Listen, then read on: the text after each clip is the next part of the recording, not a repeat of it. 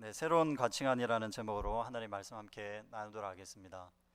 비유의 말씀을 함께 공부하고 또 설교하고 있습니다. 누룩과 그 겨자씨와 누룩 비유의 말씀을 또 지난주에 이어서 계속 나누고 있는데요. 세 번 사실은 나눴다고 볼 수 있습니다. 이전에 한번 제가 또 말씀을 나눴고요. 오늘은 약간 다른 각도에서 이 말씀을 함께 묵상하고자 합니다. 여러분, 새로운 시대가 오면 새로운 생각과 새로운 가치관을 받아들여야 합니다. 유대인에게 새로운 시대가 도래했었습니다. 바로 예수님이 오신 거죠. 예수님이 이 땅에 오시면서 나는 빛이라 라고 말씀하셨습니다. 빛이 왔는데 세상이 빛을 알아보지 못했다, 그렇게 얘기하시면서 한탄하시면서 새로운 시대가 도래했는데도 유대인들이 빛을 미리 준비하지 못한 것에 대해서 안타까워하셨던 말씀을 예수님이 여러 곳에서 하신 적이 있습니다. 특히 바리새인들과 서기관들 또는 율법사들처럼 메시아가 오면 알아봐야 되는 사람들이 있습니다. 왜냐하면 새로운 시대가 왔으니까 새로운 시대에 대한 그 감을 가지고 지도자들은 징조를 알고 그 징조에 대한 대처를 해야 되기 때문입니다. 그래서 지도자다운 일을 해야 되는 거죠. 그래서 사람들이 지도자를 세우는 거예요.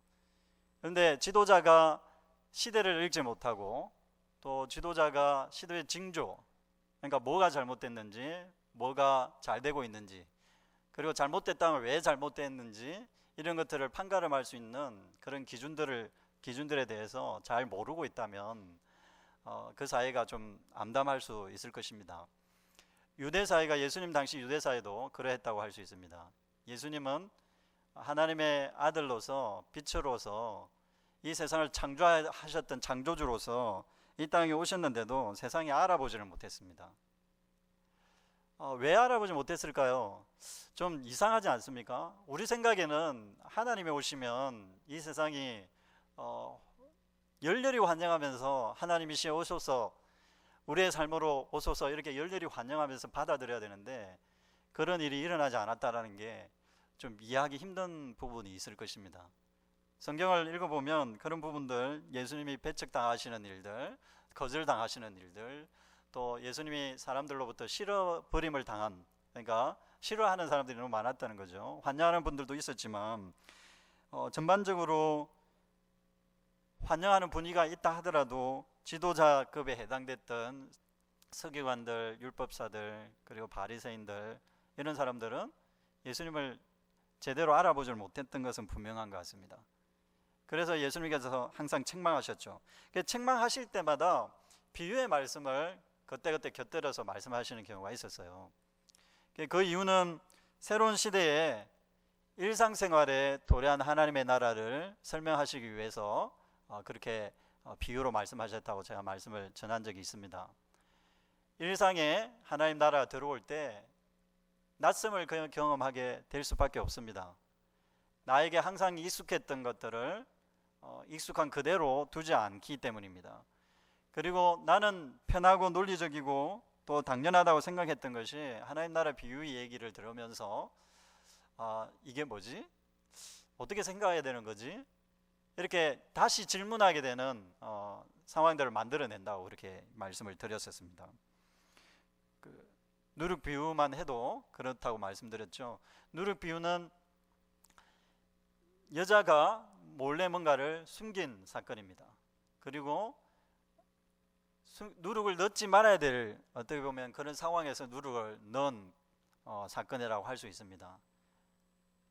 절기에 남자들만이 요리를 할 수 있는, 물론 반죽은 여자가 한다 하더라도 빵을 굽는 일은 남자가 해야 되는 그거고요. 그런 상황에서 절기 빵을 만드는 상황을 한번 생각해 보십시오. 그래서 우리의 일상에 빵을 만드는 일들은 일상이 사실은 또 종교적인 이야기와 겹치는 부분이 있다고 말씀을 드렸습니다. 무슨 말이냐면 우리가 예배하는 예배적 삶이라는 것은 이런 종교적인 삶과 일상이 이렇게 겹치는 한 예를 보여주는 것입니다. 하나님 나라가 예배를 통해서 우리의 일상으로 들어온다는 거예요. 여러분, 왜 예배합니까? 하나님이 살아계심을 예배를 통해, 이렇게 공적인 예배를 통해 반응하고 고백하는 거죠. 하나님이 우리의 주인이시기 때문에 우리가 주님께 경배를 하는 거죠. 혼자 사는 게 아니라 함께 경배함으로써 나의 삶 속에서 하나님이 다스리시는 분으로 존재한다라는 것을 고백하는 아주 중요한 순간이라고 할 수가 있습니다. 여러분, 그런 고백으로 지금 이 자리에 앉아 있습니까? 우리의 일상에 하나님 나라가 들어왔다. 여기서 들리는 말씀과 예배할 때 주님께서 들려주시는 음성과 그런 하나님의 개입, 하나님이 우리의 삶에 들어오시는 그 과정을 귀하게 여기고 감각을 가지고 계십니까? 그런 감각을 가지고 계십니까? 감각이 없다면 사실 이 시간을 습관적으로 보내고 있는 것입니다. 아주 일상적으로 우리가 밥을 먹듯이, 그리고 우리가 밥을 먹고 나서 커피 한 잔 하듯이 습관적으로 예배해야 되니까 예배 자리로 들어온 일상을 보내고 있는 거죠. 일상 속에 하나님 나라가 들어왔다라는 것은 낯설게 하는 겁니다. 우리의 일상을 낯설게 하는 겁니다. 하나님 나라는 우리의 고정관념과 우리가 전에 가지고 있었던 익숙한 세계관과 생각들을 사실은 흔들어 놓는 거라고 할 수가 있습니다. 낯설게 함으로써. 그래서 예배하는 자리를 여러분 익숙하게 만들면 안 됩니다. 좀 역설적인 말입니다만은 이 예배하는 시간이 너무 편합니까? 그러면 좀 낯설게 하는 태도들이 좀 필요합니다. 하나님 앞에서 긴장감을 가져야 되는 거죠. 하나님이 나에게 이 시간에 무슨 말씀을 하실지, 그리고 하나님이 나에게 다가오셔서 어떤 분으로 나타나실지 해서 시간을 만들어서 이 예배하는 자리에 나왔는데, 우리의 일상에 하나님 나라가 들어오는 통로로 이 예배를 사용하지 못한다면 하나님 나라를 일상에서 경험하기가 힘들다는 말씀을 드리는 겁니다. 이 누룩의 비유 같은 이 비유의 말씀들이 일상생활에서 익숙했던 것들을 낯설게 만들므로써 하나님께서 우리에게 주신 일상을 풍요롭게 만드는 그런 계기를 마련하는 이야기들로 가득 차 있다고 말씀을 드릴 수 있습니다. 오늘은 한 단계 조금 더 나아가서 앞뒤 본문을 좀 살펴보려고 합니다. 비유의 말씀 그 자체에 대한 해설은 제가 지난주까지 몇 번 말씀을 드렸습니다. 그런데 앞뒤 좌우의 말씀과 연관지어서 이 비유의 말씀을 보면 훨씬 더 풍요롭게 이 비유의 말씀을 이해를 할 수 있고, 또 우리의 삶에 조금 더 가까이 다가오게 할 수가 있습니다. 겨자씨와 누룩의 비유 앞에 보면 10절에 한번 보십시오. 10절에 보면 안식일에 예수님께서 회당에 들어가서 한 사건을 경험하게 됩니다. 어떤 사건이냐면 18년 동안 귀신 들려 앓았던 여인을 만납니다. 재밌는 것은 비유의 말씀, 특히 누룩 비유의 말씀을 보시면 여인을 만나는 사건이 등장합니다. 그래서 이 여인 18해 동안 앓았던 곱추 같은 사람인 거죠. 허리가 굽어서 제대로 펴지 못하는 병을 앓고 있는 이 여인. 당시에 이제 허리가 등 같은 게 굽어져 있었던 사람들은 불결한 사람에 해당될 수 있습니다. 소위 말해서 정상적인 신체 구조를 가지고 있지 않으니까요. 장애인이든 아니면 병자든 다 그렇습니다. 그래서 어떤 병에 걸리면 불결하다고 생각하였습니다. 결핍 사항이 있으니까, 정상적인 것에서 결핍 사항이 있으니까 그렇고요. 그리고 여자입니다. 여자는 예수님 당시 유대인들에게 있어서 여자와 어린이들은 여러분 잘 아시는 대로 수에 이렇게 사람들의 수를 셀 때 들어가지 않습니다. 여기서 오늘 예배 몇 분이 참여했느냐 이랬을 때, 오늘 예배에 제가 쭉 보니까 한 분, 두 분, 세 분, 네 분, 5분, 저까지 해서 6분밖에 없네요. 이렇게 되는 거예요. 왜냐하면 남자가 지금 6명이거든요. 여기 여러분 둘러보시네요. 네, 그럼 우리는 사람이 아니라는 거야? 여자분들은 지금 그렇게 생각하고 계신데, 그 유대인들이 그랬던 거죠. 술을 셀 때 예수님이 보리떡 5개와 물고기 2마리로 5,000명 먹였잖아요. 그 5,000명은 남자 장정 5,000명입니다. 그러니까 어떤 사람들이 숫자에서 빠진 거죠? 어린이들과 여자들이 숫자에서 빠진 겁니다. 그래서 어림잡아 사실은 2만 명에 가까웠을 것이다 이렇게 얘기하는 이유가 거기에 있는 겁니다. 여자들은 하나님의 나라에 또는 종교적인 하나님 나라보다는 종교적 유대 사회에서 적어도 유대 사회의 종교적인 유대 사회에서는 지도자가 될 수가 없었습니다. 우리나라 이제 유교 시대도 조선 시대만 해도 그렇잖아요. 여자들이 뭐 나서서 이렇게 뭘 한다는 거는 사실 감당하기 힘든 사회 자체가 감당하기 힘든 일이었죠. 그렇게 인정하기 힘들었죠. 남자들이 솔선수범하고 앞서서 해야 되는 그런 시대였습니다. 여러분 오늘 본문에 앞에 여자가 등장하는 비유에서 여자가 등장하는 것은 앞에 본문과 관련해서 좀 이유가 있습니다. 자, 그걸 하나 또 생각해 놓으시고요. 그리고 그 앞에 사건을 한번 보겠습니다. 13장 1절부터 사건을 보면 두 가지 사건이 지금 소개되고 있는데, 하나는 갈릴리 사람들이 어떤 사건인지 구체적으로 설명을 하고 있지는 않은데 아마도 다른 나라의 사람 침입자가 나타나가지고 제사를 드리는 현장에서 칼부림을 한 것 같습니다.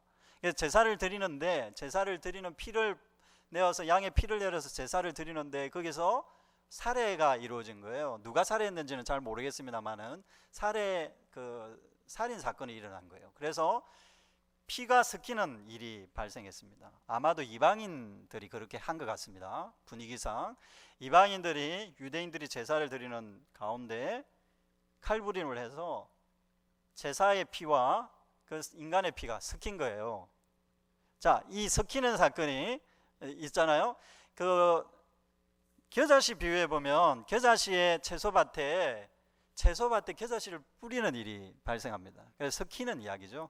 채소밭에는 유대인들에게는 채소를 뿌릴 때 가능한 한 그 종자를 섞어서 뿌리지 말라고 그 레위기서에 기록이 되어 있습니다. 그래서 종자를 뿌릴 때 예를 들면 고랑을 밭이 이렇게 정해지면 밭 구역을 확실하게 정하고 여기에는 어떤 씨를 뿌리고 여기에는 어떤 씨를 뿌리고 해서 그 종을 분명하게 하도록 이렇게 규정되어 있습니다. 왜 그러냐면 이게 섞이는 것이 불결하다고 생각했기 때문입니다. 그래서 유대인에게는 피를 섞는 거, 이거는 정말 있어서는 안 되는 일입니다. 혼혈 같은 거 있잖아요. 그래서 사마리아인들이 남쪽 유다인으로부터 멸시를 받았던 이유가 아시리아가 침투해 왔을 때 그때 문화 정책을 쓰면서 혼혈을 하겠어요. 아시리아 사람과 사마리아 사람들과 이렇게 결혼을 하도록 했어요. 그래서 피를 섞었던 거죠. 그래서 피 섞은 떼놈들이라고 이렇게 멸시하면서 유대인 취급을 하지 않았습니다. 그래서 사마리아 사람들이 그렇게 버림을 받았죠. 종교적으로 우리하고는 같지 않다. 그래서 유대인들은 끊임없이 순결을 하는 것에 대해서 순결하고 그리고 거룩하고 섞이지 않는 이 자존심을 가지고 삶을 살았다고 할 수가 있습니다. 그러니까 이 부분에 대해서 예수님이 도전을 하시는 거예요. 이 비유는 피가 섞였다. 갈릴리 사람들이 죄가 있어서 죽었습니까? 이 질문에 예수님 뭐라고 그러십니까? 그들이 죄를 지어서 그런 일을 당한 건 아니다. 그렇게 얘기를 합니다. 그리고 실로암 망대라는 것은 이게 보초를 쓰는 장소라고 할 수 있습니다. 성마다 보면 이게 보초를 쓰는 곳이 있잖아요. 그 적군이 쳐들어오는 그 보초병들이 있는 곳이라고 생각하시면 됩니다. 전망대 같은 잘 보이는 곳인데 아마 그것을 수리하고 있었던 것 같습니다. 개축을 하고 있었던 것 같습니다. 그런데 그게 넘어져서 거기서 일하는 사람들도 죽고 그리고 지나가는 사람들도 죽었던 것 같아요. 사람들이. 자, 재수 없는 일이 일어난 거죠. 그러면 이런 일을 당할 때 그 사람들이 우연적으로 일어나는 이 사건들, 우연처럼 생긴 사건들을 당하게 되면 누구의 죄 때문에 이런 일이 일어납니까? 라고 유대인들이 질문을 했습니다. 사실 우리도 우리 속에도 이런 습관이 있죠. 예를 들면 누군가 어려움을 당하면 뭔가 잘못이 있어서 그렇게 어려움을 당하는 것이 하는 그런 질문법이 우리에게 있습니다. 우가 이렇게 예를 들면 액땜을 하는 사람들이 우리 기독교인이 아는 사람들 중에 액땜을 하기 위해서 구슬을 하기도 하고 옛날에는 그리고 요즘은 그렇게 하지 않다더라도 나름대로 액땜을 하는 방식들이 있어요. 현대화된 방식들이 있어요. 그래서 피하고 싶은 일들이 많이 있습니다. 그렇게 하는 이유는 뭔가 우리에게 닥쳐오는 우리의 연결을 끊으려고 그렇게 하는 태도인 거거든요. 뭔가 연결고리가 있다는 거예요. 그런 우연적인 일을 당하는 건 운명이 있다고 생각해서 연결고리가 있다고 해서 그렇게 질문을 하는 겁니다. 유대인들도 그렇게 질문하는 걸 좋아했습니다. 왜냐하면 장애인이 태어나면 누군가 그 집안에 죄를 지은 사람이 있었다라고 생각한 그런 습관이 있었습니다. 그리고 불치병에 걸린다든지 하는 일이 발생하면 부모들이 내가 뭔가 젊었을 때 잘못해서 이런 아이가 태어나지 않았나? 기형아가 태어나면 우리도 그런 마음이 있잖아요. 기형아가 태어나면 내가 젊었을 때 건강을 잘 못 챙겨서 이렇게 된 거야. 그런 거죠. 그러면 아니면 또는 방탕하게 살아서 이런 기형아가 태어나는 거야 하면서 하나님께 회개의 기도를 드리기도 하고, 그렇게 하려고 하는, 그 순수해지려고 하는, 거룩해지려고 하는 어떤 욕망들이 있습니다. 자, 이 욕망들에 대해서 예수님께서 도전하시는 거라고 볼 수 있습니다. 종교적으로 너희들이 어떤 습관적으로 생각했던 종교적인 부분에서 다가오는 어떤 습관적인 생각들, 종교적인 그 습관적인 사고, 이런 것들에 대해서 예수님께서 도전하고 있다고 말씀을 할 수 있습니다. 실로암 망대가 무너져서 거기에 치여 죽은 18사람이 무슨 죄가 있겠냐? 죄가 없다. 그 죄를 물을 수 없다. 예수님께서 그렇게 얘기하셨습니다. 자, 이 이야기는 겨자씨 비유와 이렇게 통하는 지점이 있습니다. 물론 직접적으로 통하는 건 아니지만 그 이후에 이제 무화과 이야기가 이제 중간에 들어가 있습니다. 그 이야기와 직접으로 통하지만 조금 건너뛰어서 겨자씨 비유의 말씀에서 예수님께서 얘기하시려고 하는 것은 뭔가 뒤섞이는 것이 불결한 게 아니다라는 거예요. 장애인과 비장애인이 함께 살아야 되고, 그리고 병자와 병자가 아닌 사람들이 함께 살아야 되고, 부자와 가난한 사람들이 더불어 살아야 합니다.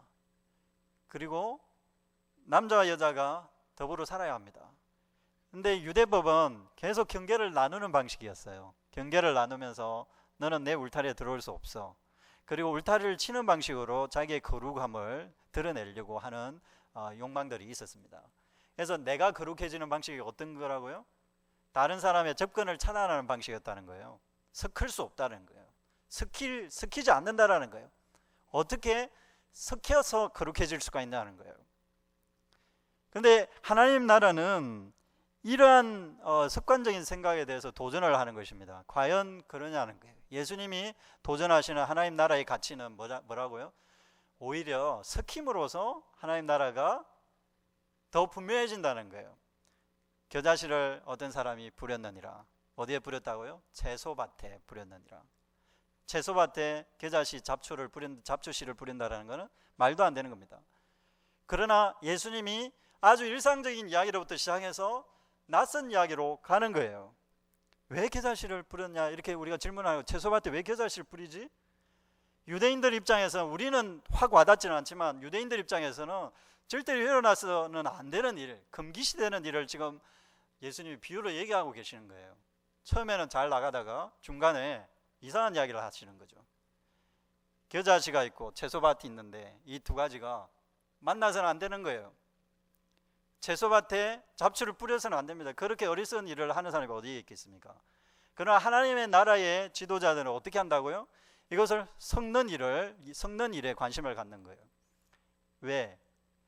잡초 같은 존재자들, 그러니까 겨자씨가 흔한 또는 잡초는 쓸모없는 식물인데 채소밭에 뿌림으로써 존귀함을 받는다라는 거예요. 섞일 수 있다는 거죠. 이 섞는 일이야말로 하나님 나라의 특징 중에 하나라고 저는 생각합니다. 중간에 들어가 있는 이 비유의 무화과나무에 열매를 맺지 못하는 무화과나무의 비유도 그것을 가리킨다고 볼 수 있습니다. 무화과나무가 열매를 맺지 못한다는 것도 사실은 익숙하지 않은 이야기예요. 유대 나라에서는 이 무화과나무를 어디든지 볼 수 있습니다. 우리나라로 치면 감나무를 생각하시면 됩니다. 저희 동네만 해도 감나무가 많아요. 그 도시인데도 감나무가, 오래된 도시들은 감나무가 많이 있더라고요. 이 감나무에 열매가 안 맺히는 거 여러분 상상됩니까? 상상 안 되잖아요. 이게 그런 비유라고 생각하시면 됩니다. 무화과 나무가 있는데 무화과 나무에 열매가 없는 거예요. 일어나서는 안 되는 일이 일어난 겁니다. 이 무화과 나무는 사실 그 유대인을 가리키는 겁니다. 유대인들에게 하나님께서 선민을 택하셔서 유대인들에게 기회를 줬습니다. 하나님의 백성답게 한번 잘 살아봐라. 하나님의 백성다운 가치를 가지고 하나님 나라의 가치를 품고 한번 이 세상에 복의 근원이 되는 나라로서 아브라함에 약속하셨던 그 근원, 복의 근원, 그 가치를 이 세상에 나눠주는 일을 한번 해봐라. 하나님께서 기회를 주셨는데 이스라엘 나라가 어떻게 했다고요? 섞는 일에 관심이 없었기 때문에 하나님의 복을 나누려면 어떻게 해야 됩니까? 이방인들이 들어오는 것을 환영해야 합니다. 그리고 이방인들에게 그들에게 다가서서 하나님 나라의 복음을 전해야죠. 하나님 나라가 이러한 것이라고 전할 수 있어야죠. 그런데 어떤 길을 선택했습니까? 차단했습니다. 하나님의 나라의 복음을, 하나님 나라의 그 가치를, 주님께서 주신 말씀을 자기들을 위한 용도로만 사용하려고 했습니다. 그것이 바로 열매 없는 삶인 거예요. 다른 게 열매 없음이 아니라 하나님의 나라의 그 가치를, 열매를 맺는다라는 것은 이방인에게도 그 가치를 나누어서 이방인도 하나님의 백성이 되도록 하는 것을 의미하는 겁니다.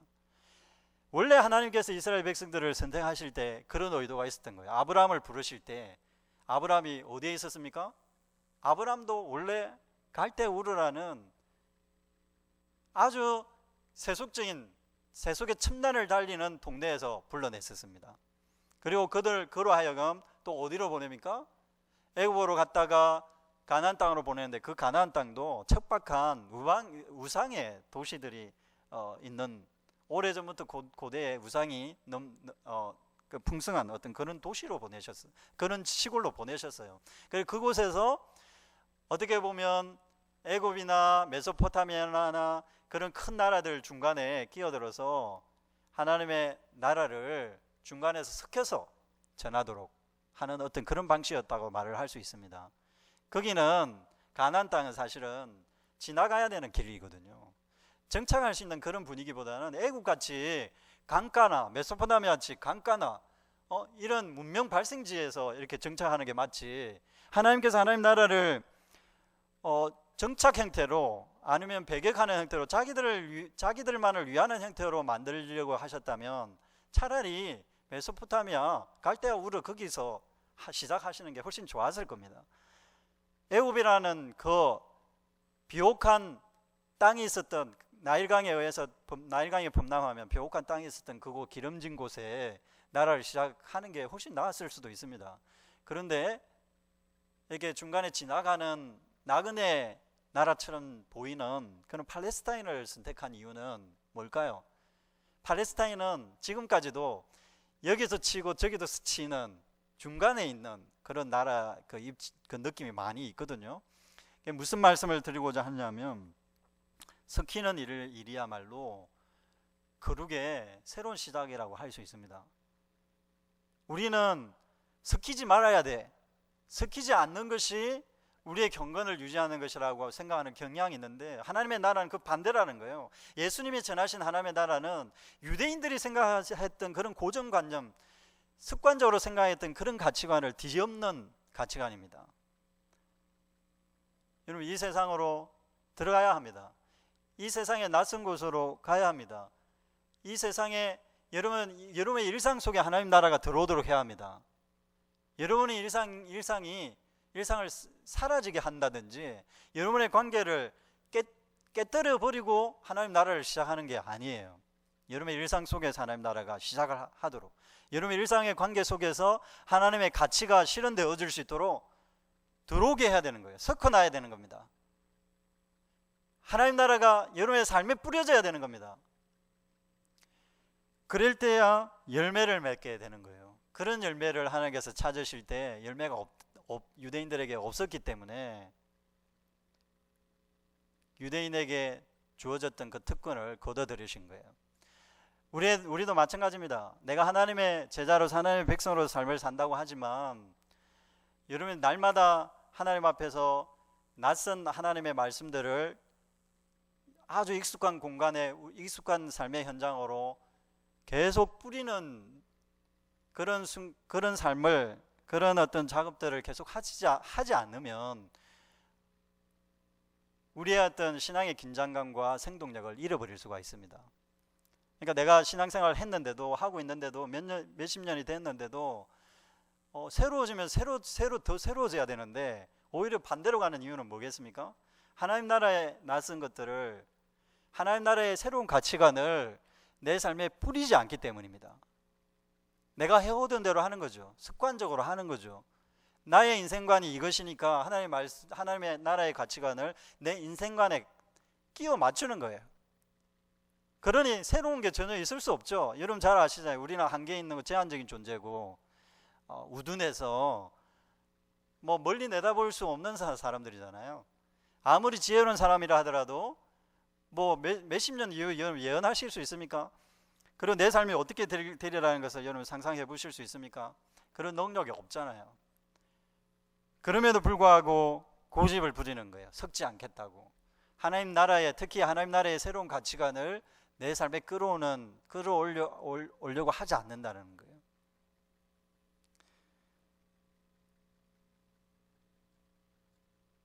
섞였을 때 누구의 죄 때문입니까? 이런 섞이는 일들은 누구의 죄 때문입니까? 누구의 제 문제가 아니라 하나님이 그 일을 통해 영광을 받으시기 위해서 하신다. 그렇게 예수님께서 주로 얘기하셨습니다. 예를 들면 병자로 태어나는 것은 누구의 죄 때문입니까? 그렇게 얘기하셨을 때 하나님께 영광을 돌리기 위한 것이다라고 예수님께서 해답을 주셨습니다. 자, 그러면 우리가 질문해 봐야 됩니다. 하나님께 영광을 돌리는 것이 뭘까 하는 거예요. 여러 가지로 말씀을 드릴 수 있지만 오늘 본문의 얘기를 쫓아서 가보면 열매를 맺는 겁니다. 그러니까 지금까지 우리에게 가지고 있지 않았던 새로운 열매이죠. 무화과 나무가 열매를 맺지 못한다는 것은 상상 못하는 일이라고 제가 말씀드렸죠. 감나무가, 우리 주변에 있는 감나무가 열매를 맺지 않는 감나무가 있다는 것은 사실은 아주 낯선 이야기예요. 그런 일은 사실 일어나지 않습니다. 그런데 예수님께서 굳이 이런 비유를 쓰면서 뭘 요구하십니까? 새로운 열매를 맺으라는 거예요. 너희들이 하는 방식으로, 지금까지 해오던 방식으로 그 열매는 진짜 열매가 아니라는 거예요. 아무리 열매를 주렁주렁 연다 하더라도 그 열매는 쳐주지 않겠다는 거예요. 하나님께서 새로운 열매를 맺으라는 거예요. 열매 있는 감나무가 열매를 맺었는데 예수님의 시각으로는 그게 열매가 아닌 거예요. 그런 뜻입니다. 열매가 없는 것이기도 하겠지만 무화과 나무가 열매를 못 맺는다는 것은 흔히 있을 수 없는 일이니까 예수님 열매 있는 무화과 나무도 보시면서 저기 열매 없다고 얘기하시는 그런 투라고 이야기하시면 조금 더 이해가 될 겁니다. 열매를 있는데 열매가 없다고 얘기해요. 왜? 그 열매가 하나님이 원하시는 열매가 아니기 때문에. 하나님을 위한다고 열매를 맺었는데 이게 하나님의 나라라고 생각하고 하나님의 왕국을 이 땅에서 세우는 거라고 생각하고 하나님께서 바라시는 것이라고 생각하고 열심히 노력해서 뭔가를 만들어냈는데 그것이 하나님께 영광을 돌리는 열매가 아니라는 거예요. 하나님의 마음에 합한 열매가 아니라는 거예요. 하나님 나라에 부합한 하나님 나라의 열매가 아니라는 거예요. 어떤 열매라고요? 내 고집과 내 생각에 의해서 만든 열매라는 거예요. 그렇게 해놓고는 하나님 영광 받으십시오 하는 꼴이 되는 거죠. 그러면 하나님께서 뭐라고 얘기하시겠습니까? 열매 없다고 본다는 거죠. 열매를 맺은 게 아니다. 내가 이 나무는 그냥 없애라 그렇게 얘기하는 거예요. 그러고 나서 이제 겨자씨 비유를 얘기를 하신 겁니다. 겨자씨 비유는 섞어 놓는 거고 섞어 나서 더 풍성해지는 겁니다. 채소밭에 겨자씨를 뿌리고 나서 겨자씨가 자라면서 나무가 되었다 표현하는데 이 나무는 진짜 나무가 아니죠. 이 겨자씨는 나무가 아니기 때문입니다. 겨자씨가 자라서 또 채소밭에서 나무를 찾는 것은 바람직하지 않은 거죠. 채소밭에서 어떻게 나무를 찾아요? 채소를 찾든 아니면 다른 식물을 찾든 해야 되는데 나무를 찾는 것은 좀 맞지 않는 낯선 이야기입니다. 그러면 왜 이렇게 낯선 얘기를 하는 겁니까? 섞어 나와서 새로운 방식의 하나님 나라의 숲을 만들겠다는 것입니다. 그 전에 말씀을 드리기는 했습니다만 해서 짧게 말씀드리면, 나무는 사실 유대인들에게서 가장 멋진 나무는, 하나님 나라를 표상해 줄 수 있는 나무는 백향목입니다. 그래서 실제로 구약에는 백향목 같은 아름다운 나무들이 세워지면서 그 이스라엘 나라의 왕들을 그렇게 표시하는 표현한 표현들이 많이 나와 있습니다. 백향목 같은 왕들, 그 주변의 나라를 호령하면서 아주 높이 자라니까 다른 나라들이 깃들어서, 새들이 깃들어서 살 수 있는, 혜택을 받을 수 있는, 솔로몬 같은 왕이 대표적이죠. 솔로몬은 많은 부귀영화를 누리고 많은 재산을 가지고 있었기 때문에 그 주변의 나라들을 호령했거든요. 심지어는 아주 멀리 떨어져 있는 나라까지 공물을 바치도록 했던 강력한 왕이었습니다. 백향목과 같은 나라였죠, 그때가. 유대인들이 그것만 생각하고 새로운 하나님 나라도 그럴 거라고 생각했던 거죠. 힘으로 제압해서, 그러니까 명예와 돈과 그리고 학력과 우리의 어떤 멋들어진 어떤 멋진 패션과 이런 것으로 하나님 나라가 세워질 거라고 생각하는 거예요. 하나님의 교회도 재물이 있어야지, 돈이 있어야지, 재정이 넉넉해야지 하나님 나라를 할 수 있지. 그리고 학력이 높은 사람들이 많이 와서 학력이 높은 사람들이 곳곳에서 일을 열심히 하고, 그렇게 해서 하나님 나라가 넉넉해지는 거지. 심지어는 이렇게 얘기하는 생각들도 있어요. 청년들이 많아야 교회가 잘 되지, 뭐 이렇게 생각하는 것들도 문제가 좀 심각한 거죠. 하나님의 나라는 어떤 거라고요? 청년들이 많아야죠. 그리고 성도들도 많아야죠. 돈도 있어야죠. 그러나 그게 핵심이 아니에요. 그게 진짜한 열매가 아니라는 거예요. 겨자씨가 뿌려서 어떤 열매를 맺어야 된다고요? 잡초가 나무 역할을 하는 거예요. 나무보다 더 큰 역할을 하는 거예요.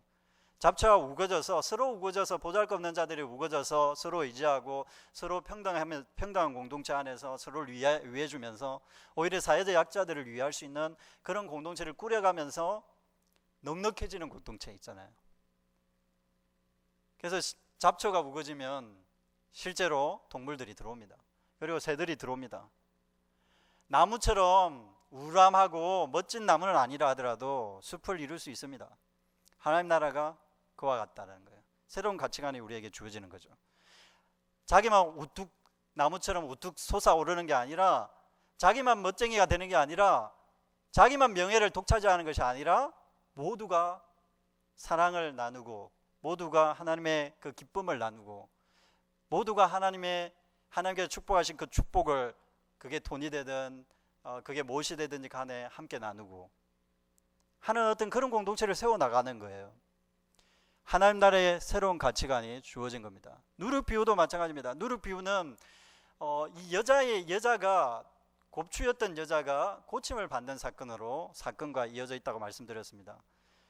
물론 하나님께서 이 병자를 예수님께서 그 병자를 고치지 않아도 됩니다. 그런데 고친 이유는 유대인들을 위해서 보여주기 위해서 고친 부분도 있습니다. 그리고 그렇게 오랫동안 고생한 사람들의 표본을 통해서 예수님께서 말씀하시고자 한 바가 있었어요. 좀 시간이 좀 지나서 짧게 좀 요약을 하자면 이런 거죠. 그게 보시면 안식일에 그 여자를 고칩니다. 일부러 예수님께서. 안식일에 고치니까 사람들이 이게 뭐야? 습관적으로 섞어 놓지 않으려고 하니까 안식일에는 병을 고치는 일조차도 노동으로 봤기 때문에 이게 철두철미하게 다른 날로 이렇게 분리를 시켜 놓은 거였죠. 섞지 않으려고 하는 태도가 있는 거예요. 섞어 놓지 않으려고 하는 순결에 대한 욕망이 있는 거예요. 근데 예수님은 그 반대로 말씀하시는 거예요. 어떤 병을 고쳐주시면서 너희들이 생각을 해봐라. 동물들에게 안식일이라고 물을 주지 않느냐? 다른 또 본문에서 보면 안식일인데 이게 동물들이 저희 구덩이에 빠졌을 때 구해주지 않겠느냐? 핵심이 뭡니까? 살려내는 게 핵심이라는 거예요. 살게 하는 게 핵심이라는 거예요. 하나님의 나라의 가치는 생명에 있습니다. 살게 하는 데 핵심이 있습니다. 그리고 풍성히 서로 나누는 데 핵심이 있어요. 동물들도 안식일에는 물을 마시게 하지 않느냐 너희들이? 그러면 그 동물들에 대해서는 왜 그러느냐? 동물들은 그렇게 하면서 한 사람이 사단에게 18년 동안 사로잡혀 있었는데 그를 자유롭게 하는 것이 하나님의 뜻에 맞지 않다고? 그렇게 말할 수 있느냐? 완전히 바꿔놓는 가치관을 우리에게 제시하고 있는 것입니다. 그렇습니다. 하나님의 나라는 지금까지 우리가 생각했던 순결 개념, 거룩 개념하고 완전히 다른 섞어놓는 방식이에요.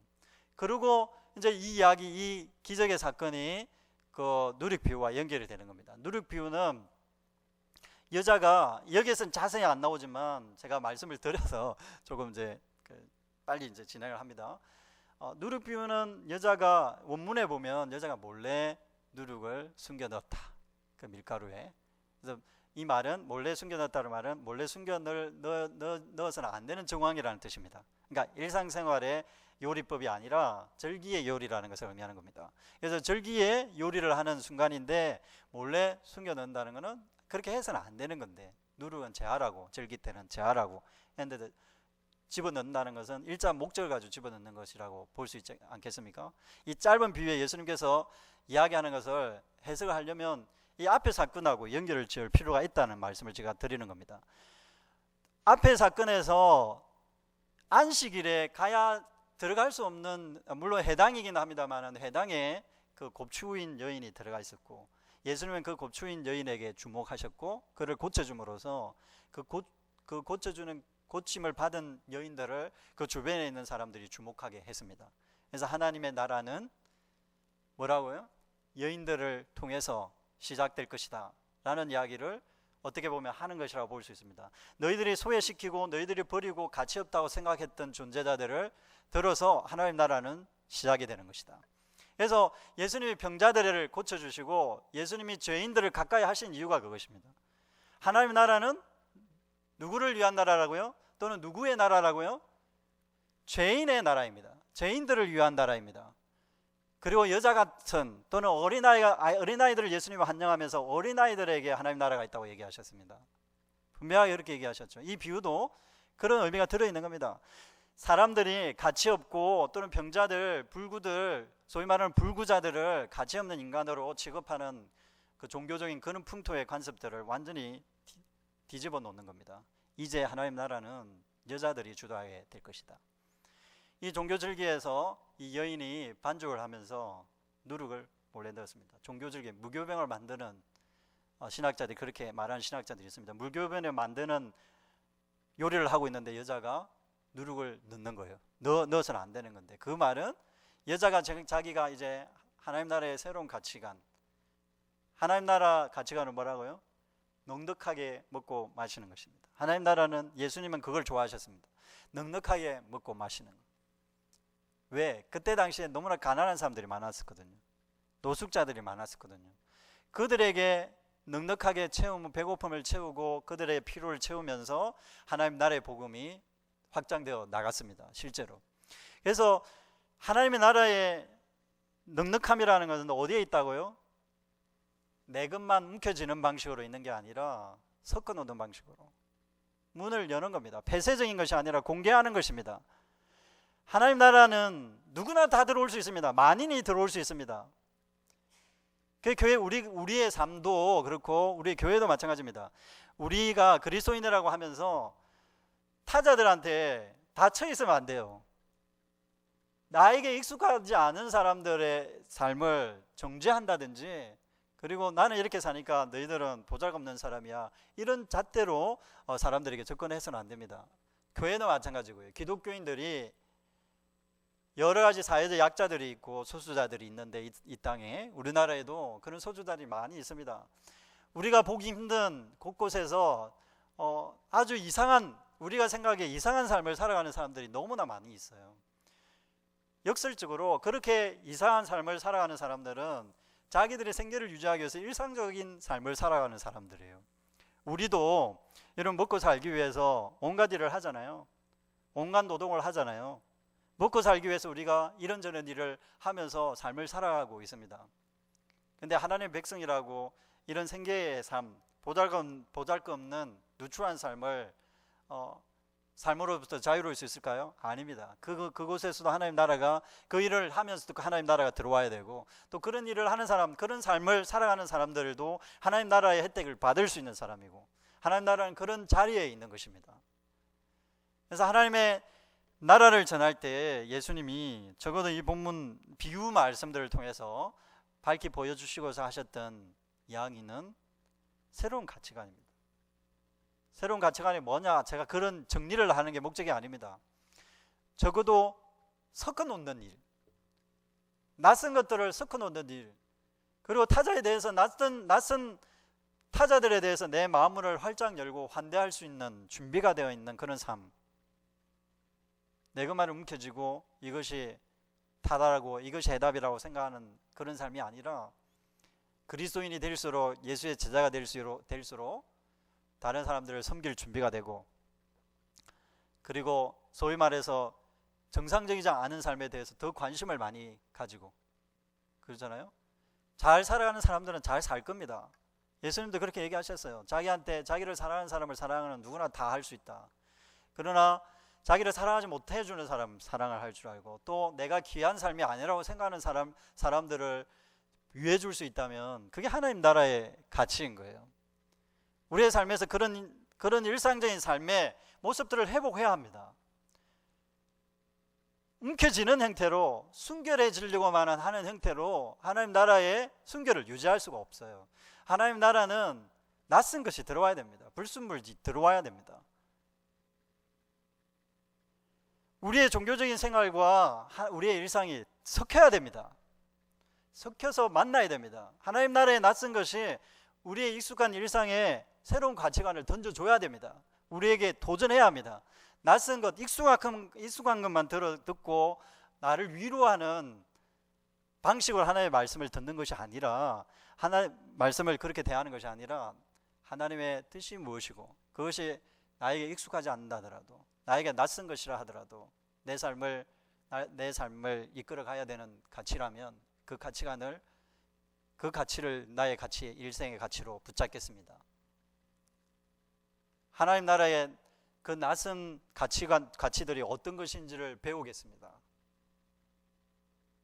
하나님의 말씀에서 어떻게 하나님의 낯선 하나님의 나라를 우리의 일상으로 섞어내는 삶을 살아갈 것인지를 배우겠습니다.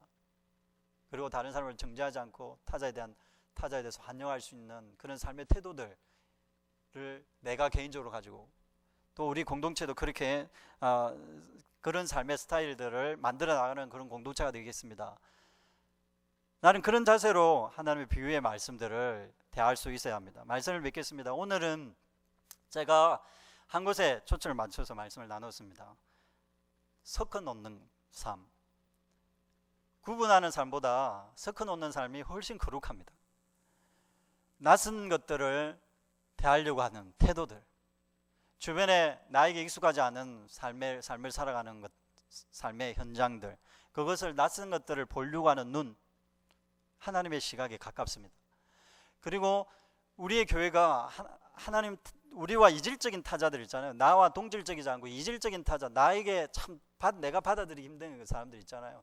또는 내가 받아들이기 힘든 가치관들 많이 있습니다. 그런 가치관들을 하나님의 새로운 가치관과 만나게 해서 섞어놓고 일이 일어나도록 하는, 뭔가 충돌도 일어나고 싸움도 일어나고 싸워갈 수 있도록, 조용한 게 아니라 풍파가 일어나듯이 뒤섞이고 이렇게 하면서 하나님 나라의 가치관에 더 가까워지는 그런 방식, 그것이 하나님 나라의 특징입니다. 이런 하나님의 뒤섞이게 하는 그 능력의 하나님 나라의 말씀들, 또 하나님의 그 가치관을 받아들이기 위해서 우리가 준비되면 좋겠습니다. 그리고 그런 준비를 위해서 말씀을 배우고, 또 우리가 함께 토론하고 또 함께 힘쓰고 하면서 예수의 제자로서 세워져 가기를 주님의 이름으로 축복드립니다. 기도하겠습니다. 하나님,